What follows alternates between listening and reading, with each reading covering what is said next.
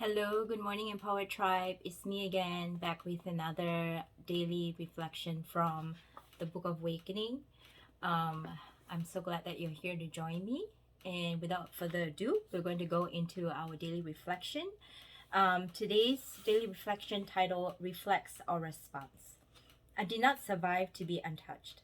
The emotional patterns of our lives are very strong. They often come into being because we needed them to survive. But sooner or later, we all arrive at moments where the very thing that had saved us is killing us, keeping us from truly living. Being invisible once kept us from being hurt, but now we are vanishing. Or listening once kept us in relation, but now we are drowning in our unheard cries. Or avoiding conflict once kept us out of line of fire, but now we are thirsting for contact that is real. Early in my life, I learned to protect myself, and this meant that I became very good at catching things. In fact, I never went anywhere without my catcher's mitt. No matter what came at me, nothing could surprise me. And while this saved me from the unpredictable assaults of my family, and even helped me in my odyssey through cancer, it eventually had a life of its own. Everything, birds, women, friends, truth, was intercepted by the quick reflex of my mitt. Eventually, nothing got through, and the very thing that helped me survive was now keeping me from being touched. The softness and wonder of the world was vanishing from my life. But I did not survive to live at a distance from things, and so I began the long and painful process of putting my mitt down, of regaining choice about when and how to protect myself. I began to realize that letting life in was a deeper way to survive. In doing this work, I began to experience an amazingly thin lining of breath, which I believe is in us all. Beneath it lives our impulse of heart, our true and genuine response to all that we encounter. Above it lives the reflex of our emotional survival, the quick twitch of our patterning. It seems our ability to be authentic and free can't touch us until we breathe our way below the twitch of our patterning. Often this requires outlasting the anxiety of needing to catch or fix what comes our way so we can truly respond from the center of our being. There is, after all, a difference between helping someone because if you don't, you will lose their love or some sense of your own image as a caring person, and helping someone because your impulse of heart moves you to their aid. We are, each of us, in a repeatable war between defending ourselves from hurts that happened long ago and opening in innocence again and again to the unexpected touch of life. So I really like today's passage because I can definitely relate. I shared in my previous video that none of us are immune to hurt and suffering. For this particular passage, it's just really talking about how our past affects how we are responding, and it affects how we reflect upon things that are coming at us. I could definitely attest to the two sides, the good side and the bad side of my brought up.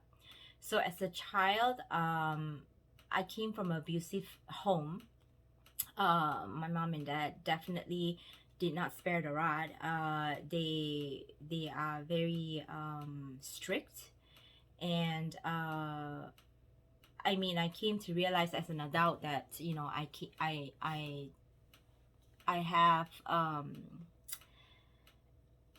how do you say this? I'm the effect of how I was raised, and my mom is very abusive, verbally, emotionally, as well as physically, and it has affected me as a child, and I don't realize a lot of the stuff that I'm experiencing right now is an after effect of what was done to me.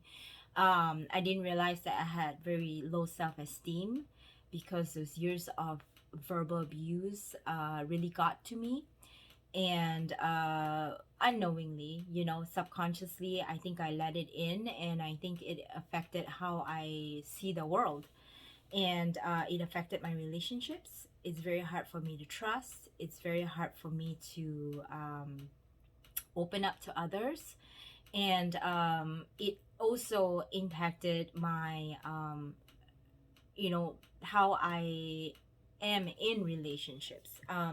There's this thing called attachment theory, and because of how I was raised, some of us are in some codependent relationships where one of you are the chaser and one is the what do you call it, the runner, because they don't want to be um, chased by somebody else. That's why it's called a codependent relationship, because when one person doesn't get the attention, then they start seeking attention in a negative way. And so when they are chasing to get the attention, the other partner is the runner, because they want to escape that, because their attachment pattern is very different from the chaser. This is when they are being chased, they shut down, they block everything that's around them, and they block themselves from experiencing that intense emotions. um, what I'm trying to say is that sometimes it's good to kind of take some time to reflect upon um, your experiences, and really use it to really understand and dissect how you are right now. I would say, like, when I got my divorce to my ex-husband, I brought a lot of baggage into my current relationship. Obviously, I've grew out of all those negative patterns, but I was a chaser, and I realized that it was due to me as a child not having not being seen, not feeling seen, not feeling like I've been heard, a lot of suppressed emotions. And in my childhood, people, I see people leave me, like my father left, my mother left emotionally. And so my subconscious is very triggered when I feel like people in my life is leaving me. And on the other hand, I also sabotage my relationship, where I test people around me to see if they're going to leave. So I get very difficult understanding that pattern now, but I would be very emotional draining to others, especially people in my relationship, because they are the only ones that I am the truest to myself, where I let my guard down and let them see my vulnerable side, like how I truly am. Whereas, like, when I'm in public, obviously I don't display that as much, and it really affected my relationship, because it's almost like my partner uh, can't really please me, right? So when he wants his freedom, I feel like he's abandoning me. And when he is giving me attention, I want to test him to see if he's going to leave. So really think about that, what I just said. It sounds so twisted, right?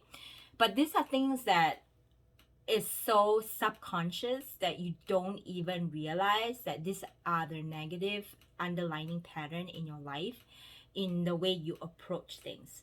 Just like on the outside, maybe you want people's acceptance, and you do everything you can to make them happy. That's me too. As a child, I wanted my mom's approval, and I still do as an adult. And I remember she would be very unpredictable the way she comes home. And I was like the young mom, I was like the mother in the house. Even though I was a child, I would do the laundry, I would cook, I would do everything I can to prevent my mom from having a crazy episode, let's call it that. And I would try to do everything to please her, so that she would see that I'm lovable. And that is also a very twisted mindset, right? Which at that time I didn't know. All I knew was, I want her to be happy, I want to make her happy, and I want her to see that I'm good enough for her. And those are just examples of patterns that we have accumulated through our experiences in life, that creates this subconscious behaviors that doesn't serve us. So, like, right now, for example, through my journey, I realized that I don't call myself a people pleaser, but at the same time, I'm so responsible that it's hard for me to say no. Even when I'm mentally exhausted, physically exhausted, I just cannot say no to people. And that's where I don't recognize my boundaries, and it doesn't serve me because people keep stepping on it. But I've never said anything except doing what is being asked of me, because I want them to see that I'm good enough, that I'm worth it, that I want their approval, which is totally untrue, because people accept you for who you are. And I spent so many years just beating myself, thinking I'm not good enough, and it shows up in different areas in my life. And obviously, this is an ongoing journey of trying to understand those underlining what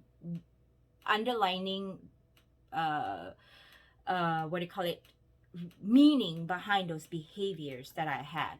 And I'm using me as an example because, like I said, I've been through a lot of different experiences, tough childhood background, and a lot of us are really just we are just children when it comes to our emotions, because we most of us, I wouldn't say come from a dysfunctional family, but most of us experience pain and suffering because of maybe say rejection or high expectation, especially for someone that is in like a more domineering family. Like, for me, I mean, from an Asian family, it is very normal to for parents to have that kind of expectation, but that doesn't mean that that's healthy. That doesn't mean that it is something that we should allow. And unknowingly, we bring that into our adulthood, and it shows up in different areas of our life. And so it affects how we treat people, it affects how we look at things, it affects our relationships, it affects our the way we show up in the world. Let's put it that way. And so, I would encourage everybody to take some time. Like I said, it is a scary place to go to really get to dive into who you really are. But I can tell you that is the hardest thing I've ever had to do, and I'm continuing to do because things continue to surface. But I think awareness is a powerful thing when you understand and know how you react to certain situations, how you are aware and observant of your subconscious showing up in your life. You are better able to identify those self-sabotaging patterns and kind of put a, I wouldn't say put a block to it entirely, but you can definitely find yourself being able to kind of prevent stuff from happening. So for example, I am able to recognize my self-sabotaging behaviors in my relationship. And so, like, through my daily things, daily interaction with my spouse, there are moments where I recognize, okay, now I am chasing him because he is not doing this, and I'm thinking he is not gonna leave me, so I need to stop. I need to put my attention to something else versus just fester about or read into whatever he's doing, because my mind is going to where he's going to abandon me, which is like the super extreme. But then if I didn't recognize that I was self-sabotaging, that I was misreading this whole thing that he's doing, then I am going to get into this cycle of, questioning every single thing he say, reading every single body language, which is unnecessary. So I hope this serve you. I hope maybe this help you think about dwelling and diving into your own subconscious and see what are some of the self-sabotaging attitudes or behaviors that is showing up in your life, that maybe you can read into it more, and maybe that will help you look at things and stop yourself from going into those negative patterns. Well, ladies, I hope this served you well. Please check out my website if you are looking for breaking through into your next level of consciousness. And until then, you have a good day.